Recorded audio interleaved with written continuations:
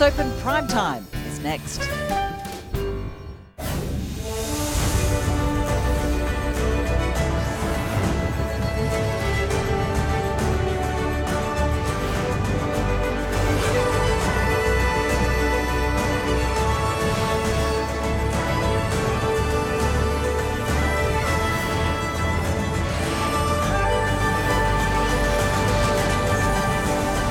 Welcome to US Open Primetime.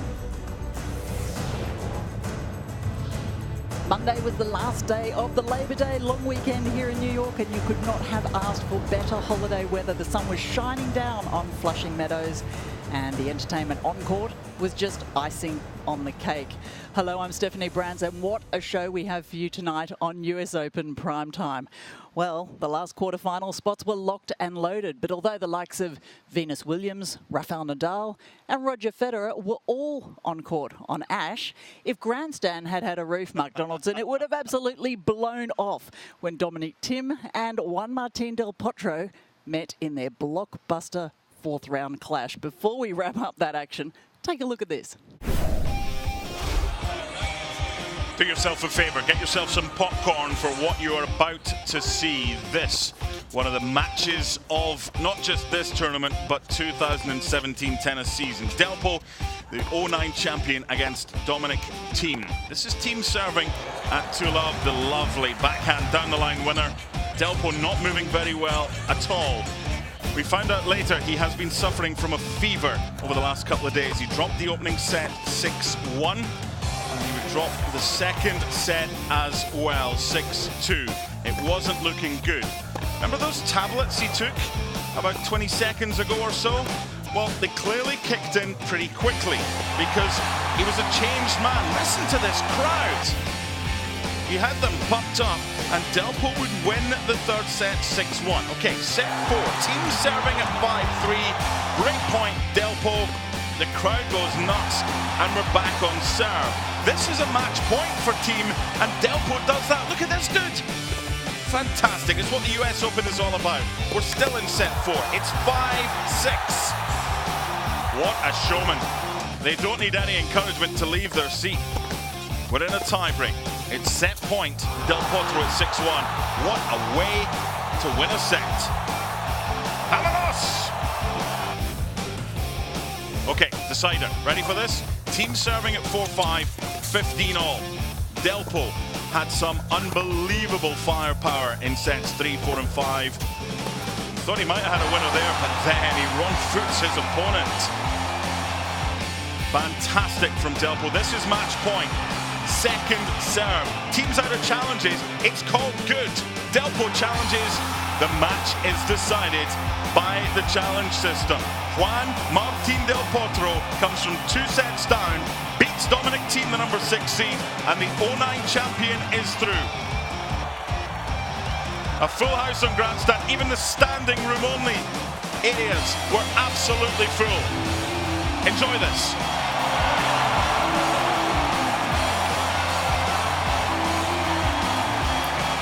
Muy bueno, mi amigo. Delpo wins 1-6, 2-6, 6-1, 7-6, 6-4. It's gonna be an interesting match for play. It will be after 8 years again in the central court of this tournament, and I know how to play if I want to win, but I will see how physically I feel after this battle. But always is a pleasure to play the greatest guy on the history. Well, understandably, a very happy man. Delpo, what a recovery. Mark, you and I were walking past on our way to watch him live. We were commenting on how ill he had been before the game. He was 2 sets down. We thought it'd be all done and dusted in about 20 minutes. Unbelievable. 3 hours and 35 minutes. Now, one of our ESPN colleagues from South America knows someone in the team, so they got the heads up that there was going to be an issue with illness. So when we saw the fact that the first 2 sets were kind of done and dusted, I mean, I predicted yesterday, I thought Delpo would win this one in 4 sets. So that would be another horrible prediction that I've made this week. But something happened. Now, I don't know about you, but if you've got a headache or something and you take tablets, some tablets are straight away, other tablets take time. We don't know what Delpo took, but obviously they may have kicked in at the start of the third set. And while he went that way, Thiem just went completely the other way. And what an ending. I mean, it was just one of those days, if you were on the grandstand, it was phenomenal. It sets up a 2009 final rematch with Roger Federer. But if you're Dominic Thiem, what are you thinking right now? Yeah, you'd be very disappointed with that loss, but he is a promising talent for the future. Yep. Delpo, however, given that he wasn't well, how do you see him backing up for such a massive clash? He's going to have to take the ice bath. He's going to have to rest and recuperate. He's got a couple of days. I assume they'll put this one on Ash. I mean, it's going to be absolutely phenomenal. He's just got to take it easy, some light sessions as opposed to what he would normally do. But he'll be ready for Roger, and Roger will be ready for Delpo. Unbelievable action today on Grandstand. But don't go anywhere. Right after the break, we've got all the Roger Rafa action from Ash.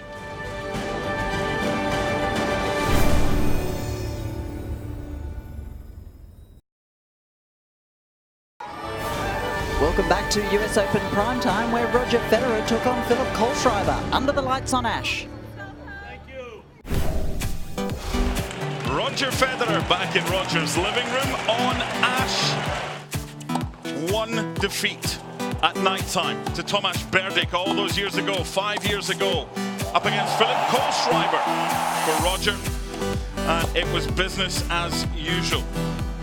This was the break point. Federer was able to break and win the first set 6-4. Kohlschreiber's met him 12 times. He's never won.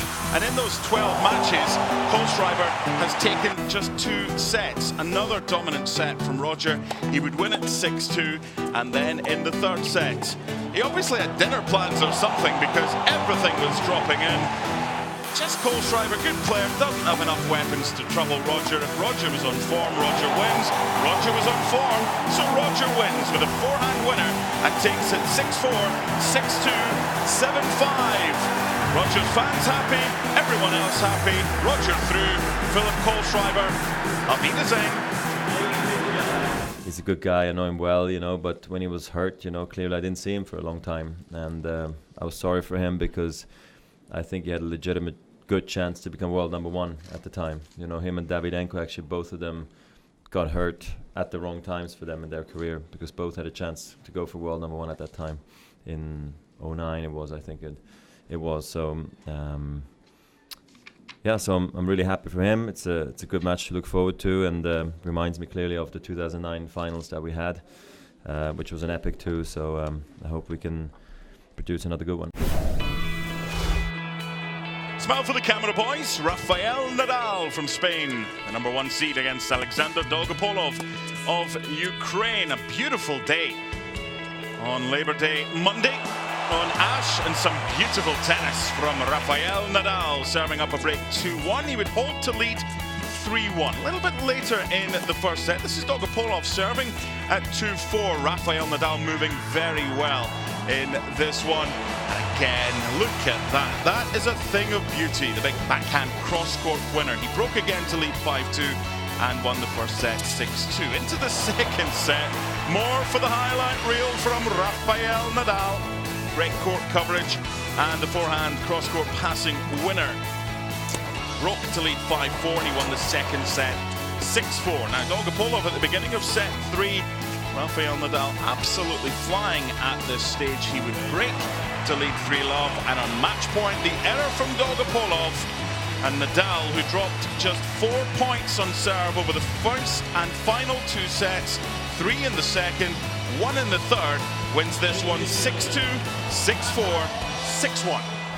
More times I had the control of the time of the point, you know. Not many balls surprised me, and I didn't hit a lot of balls earlier than what I thought or later than what I thought, something that happened in the first couple of days.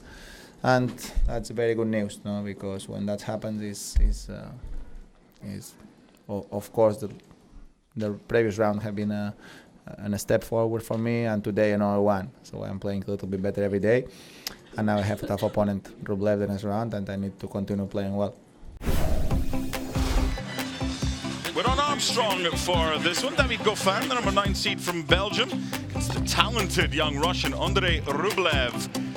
Speaking of talented, how about that one? Nailing the forehand down the line winner. Goffin at this stage struggling to run. Problem with his left knee. Rublev breaking to win the first set with a forehand down the line winner, 7-5. Into the second set. This is 4 games all. And while Goffin was struggling with the left knee injury, Rublev was moving very well indeed. He's got a lot of game, this talented youngster. He's got a lot of power. And what about this winner coming up here? He's got a lot of precision as well. Magnificent from Rublev. On serve, the set would go to a tie-break. Rublev would win it. 7-5 in the tie-break. Into the third set, Goffin struggling, serving at 3-5. And Rublev in total command, full of confidence, able for the put-away winner to set up match points for Andrei Rublev, the forehand return winner, and the Russian through to the last 8, winning 7-5, 7-6, 6-3 against David Goffin. Yes, so Rublev filling the spot to meet Rafael Nadal in the quarterfinals. And there are some scintillating matchups. Sam Querrey, the only American through on the men's side. 2003, the last American to win a Grand Slam, Andy Roddick, right here. Now, it's a repeat of the round of 16 matchup at Wimbledon. Querrey took on Kevin Anderson. They've actually met since as well. This will be the third meeting in a month. I was lucky enough to commentate on that match at Wimbledon on one of the outside courts. It went 5 sets, and it wouldn't surprise me if this went 5 sets as well. Querrey got the better that day, but on the hard courts, I just give the advantage to Anderson. But there's a caveat to that as well. He's played 4 matches so far. His second serve has not been better than 60%. When he had that run at Wimbledon, his second serve percentage, especially in the first 3 rounds, was at least 70%. If his second serve is as good as we know his first serve will be, I give Kevin Anderson the slight edge in this one. Now, of course, the winner of that, what an opportunity for the 4 players in the bottom half of the draw, because one of Anderson, of Querrey, of Carreño Busta, and of Diego Schwartzman will be in the final. I've got it written down. It's as if someone's written the wrong names down. It's fantastic for tennis, and I can't wait. But that, for me, is one of the more intriguing matchups, Sam Querrey against Kevin Anderson. Do tell me, though, Mark, your predictions have been poor in the last 24 hours. Oh, I got 2 from 3. Yeah, and the one you didn't get was really poor. It's the worst prediction ever. Are you suggesting there might be an upset in these quarterfinals? We have spent the last 8 days promoting a Rafa-Roger semi-final. So while it's not guaranteed, I would be disappointed if it wasn't. The upset I don't see in the top half. I see Rafa against Roger, and I'll predict Kevin Anderson against Diego Schwartzman to give the Argentines a little bit of some, let's just say, semblance of progress and chance that they have of getting. Well, we can't wait to find out what happened there. But of course, there's all the action on the women's side. Don't go anywhere. We'll have that for you right after this break.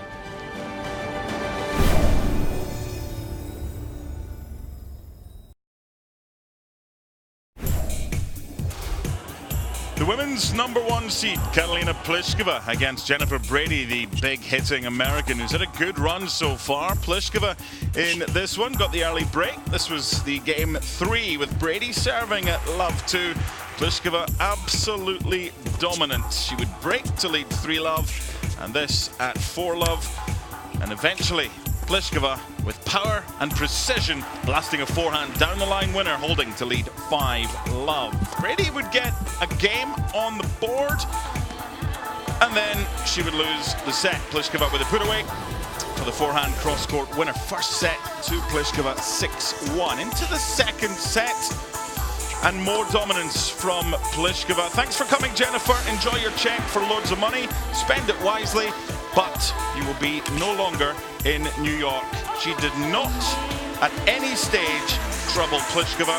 The Czech, world #1, continues to have a chance of maintaining that #1 spot. She wins 6-1, 6-love. I felt like I had a chance even in those 2 games what I lost. So or did I lose 2? Yes, 1. Yeah, I think, like I said, like she didn't play well, and I was just trying to, stay in my zone as long as I can, and didn't wait for the moment where she can maybe get back in the match. So, but that didn't happen. This is a great story. A place in the quarterfinals up for grabs. Coco Vandeweghe, the number 20 seed of the United States, taking on Lucie Shafarova of the Czech Republic. 7th game, 3-all. Vandeweghe deciding to come in, attacking at net. That's a good strategy with a backhand volley winner. And we're on serve in this one. Vandeweghe 4-all. It's a lot of power in Vandeweghe's game when she has it on form. But so has Shafarova. Some good rallies, a lot of power hitting in this one. Vandeweghe hitting heavy ground strokes, the big forehand cross-court winner. She would hold and then break to win the first set 6-4. Into set 2, Shafarova serving at 4-5. Under pressure here, already a set down on Arthur Ashe. Look at that from Coco. We're on serve. The set goes to a tiebreak. This is match point. Coco Vandeweghe, what a wonderful way to finish. With an ace, the home crowd on their feet. The lovely smile from Coco. And Vandeweghe wins it against Lucie Shafarova, 6-4, 7-6.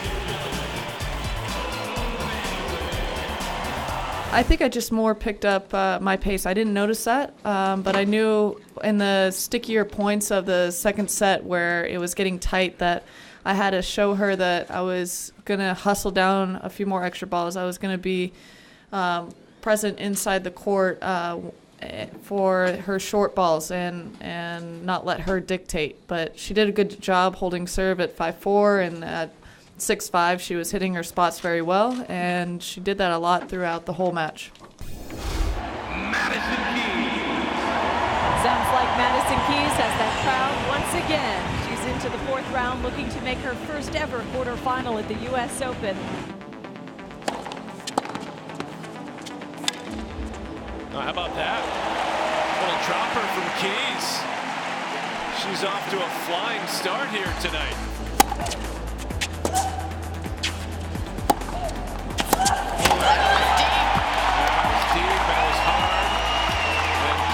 Fights off a couple of break points. Svitolina now will serve to stay in this opening set.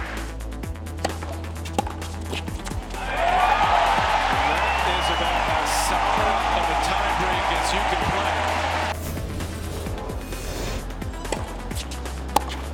Oh, what a return now, this time with the backhand. It's 4-love.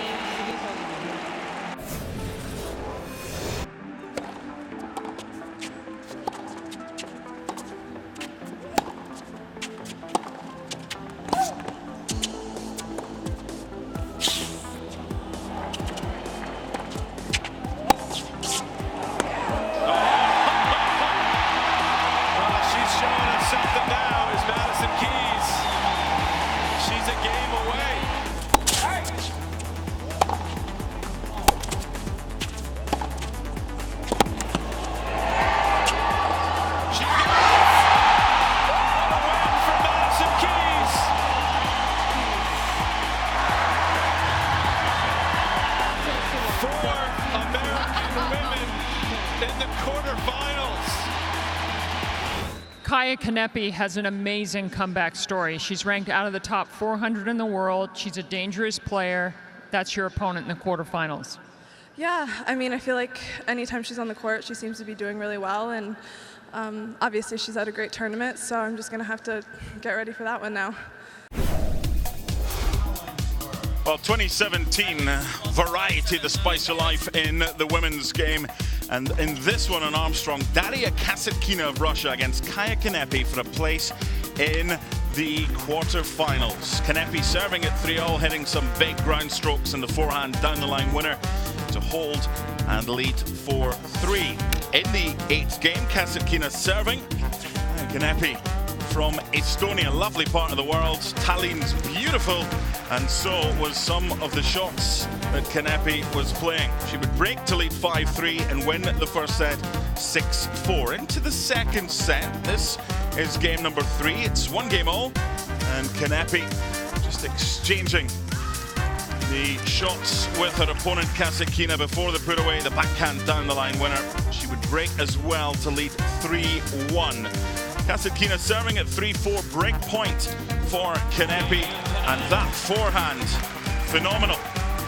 Kanepi breaking to lead 5-3, and the girl from Estonia, she may be taped up,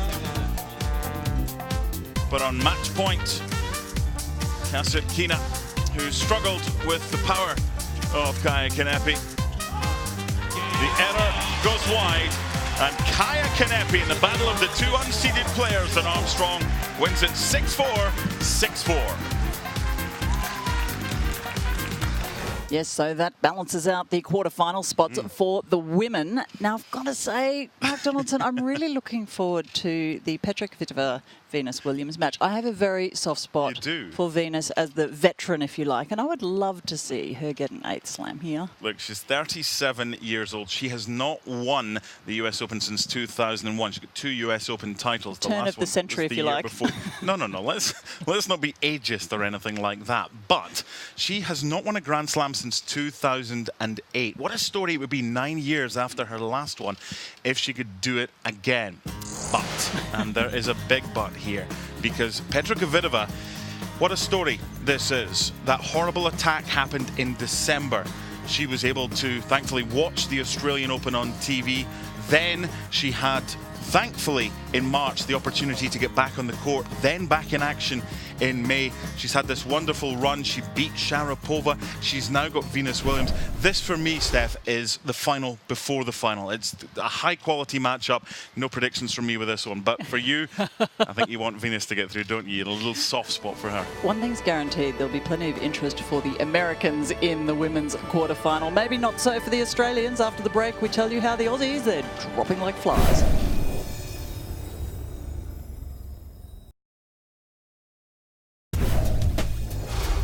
The number 1 seeds in the men's doubles, the Australian Open champions, John Peers and Henry Kontonen. This is match point against Cabal and Mayer in the beautiful sunshine on Grandstand. Job done. They move on. Next up, it's Nick Monroe and JP Smith for Peers and Kontonen, who win this one in straight sets. So there's 3 Australians and 1 New Zealander left. Now, Mark, I'm not sure if you're aware of this, but we like to adopt New Zealanders when it works for our cause. So, oh, a bit like Scotland with Andy Murray, and then when he loses, he ends up back in Scotland, that type of thing. I know how that works. Something like that. However, we look forward to seeing how they progress. But, wow, today it was all about Delpo, wasn't it? Oh, what an atmosphere, honestly. It was like an atmosphere you would find at La Bombonera if River Plate visited Boca Juniors. You and I there were plenty of shirts in the crowd. Goodness, the Argentine shirts as well. It was phenomenal to be there, and he's been ill, Delpo, over the last couple of days, but he somehow found a way, whether the tablets or the energy drink kicked in. It did so just in time. Got a feel for Dominic Thiem, though. He'll be back. He'll win a Grand Slam one day, but what a matchup we've got now. Delpo and Roger Federer, it's 16-5 in the head-to-head overall. 21 times they've met, but one of them was in 2009, and Delpo won the US Open final in 5 sets. Oh, it's going to be absolutely huge. That one in a couple of days' time. Of course, tomorrow we'll have all the quarterfinal action. Join us for US Open primetime tomorrow night, and of course every night of the US Open. Thank you for your company tonight. See you soon.